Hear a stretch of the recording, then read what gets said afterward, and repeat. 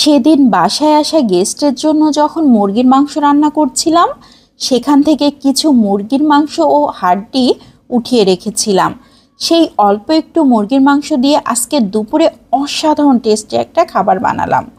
নিজের কষ্টটাও যেমন কম হয়ে গেল, সময়ও অনেক কম লাগলো, আর এক খাবারেই বাসার সবার মন জয়।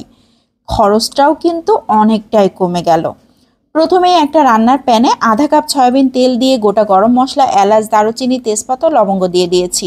গোটা গরম মশলাগুলোকে কিছুক্ষণ ভেজে নিয়ে পেঁয়াজ পেস্ট দিয়ে দিয়েছি 1 টেবিল চামচ, রসুন পেস্ট দিয়ে দিয়েছি 1 টেবিল চামচ, আদা পেস্ট দিয়ে দিয়েছি 1 চা চামচ, জিরা পেস্ট দিয়ে দিচ্ছি 1 চা চামচ, ধনিয়ার গুঁড়া 1 চা চামচ, লাল মরিচের গুঁড়া 1 চা চামচ।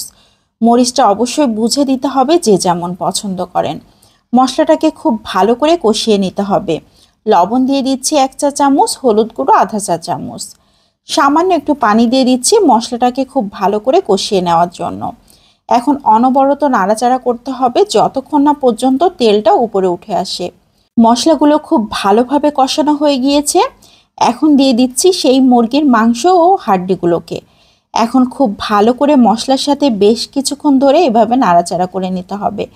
যখন মশলার সাথে খুব ভালোভাবে মিশে যাবে, সে পর্যায়ে আমি সামান্য একটু পানি দিয়ে দিচ্ছি, কারণ এখানে আমি দেশি মুরগির মাংস ব্যবহার করেছি।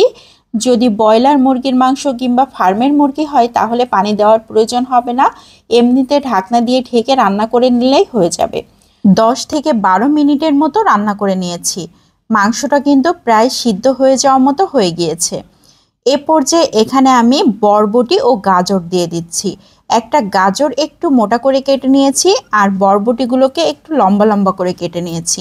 এখন মাংসের সাথে বেশ কিছুক্ষণ ধরে নাড়াচাড়া করে সবজিগুলোকেও কষিয়ে নিতে হবে। এ পর্যায়ে দিয়ে দিচ্ছি 1 কাপ মুগ ডাল। মুগ ডালটাকে খুব ভালো করে ভেজে তারপর ধুয়ে একটা সাইডে আমি রেখে দিয়েছিলাম। এখন দিয়ে দিচ্ছি আধা কাপ মসুর ডাল। মসুর ডালটাকেও খুব ভালো করে ধুয়ে একটা সাইডে রেখে দিয়েছিলাম। ডালগুলোকে দিয়ে খুব ভালো করে কিন্তু নাড়াচাড়া করতে হবে। মাংসের সাথে সবজি ও ডাল অনেকক্ষণ ধরে এভাবে নাড়াচাড়া করে একদম ভাজা ভাজা করে নিতে হবে। এ পর্যায়ে ঢাকনা দিয়ে ঢেকে রান্না করে নিব 3 থেকে 4 মিনিট। এরই মধ্যে ডালটাও অনেক সুন্দর হয়ে যাবে, আবার সবজির কাঁচা গন্ধটাও দূর হয়ে যাবে। এ পর্যায়ে আবারও বেশ কিছুক্ষণ ধরে এভাবে নাড়াচাড়া করে ভাজা ভাজা করে নিচ্ছি। এখন দিয়ে দিচ্ছি চিনি গুঁড়া চাল। আমি 2 কাপ চিনি গুঁড়া চাল খুব ভালো করে ধুয়ে পানি ঝরাতে রেখে দিয়েছিলাম। এখন সেই চালটাই দিয়ে দিয়েছি। খুব ভালো করে সব কিছু এখন নেড়েচেড়ে মিশিয়ে নিতে হবে। চালটা ডালের সাথে খুব ভালো করে নেড়েচেড়ে একদম ভাজা ভাজা করে নিতে হবে। এ পর্যায়ে কিন্তু চুলার আঁচটা একদম লো ফ্লেমে রেখে অনেকক্ষণ ধরে ভেজে নিতে হবে।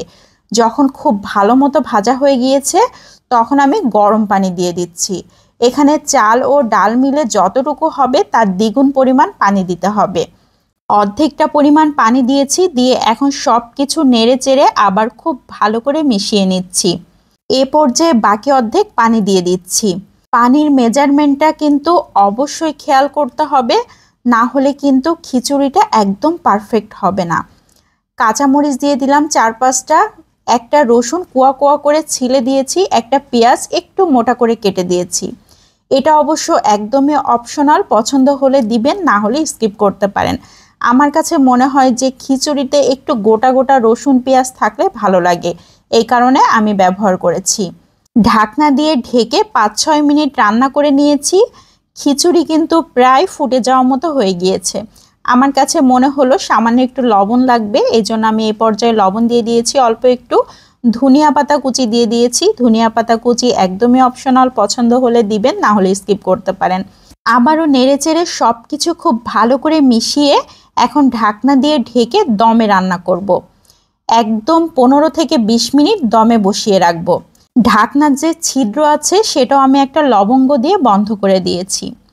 ফিরে আসলাম একদম 20 মিনিট পর।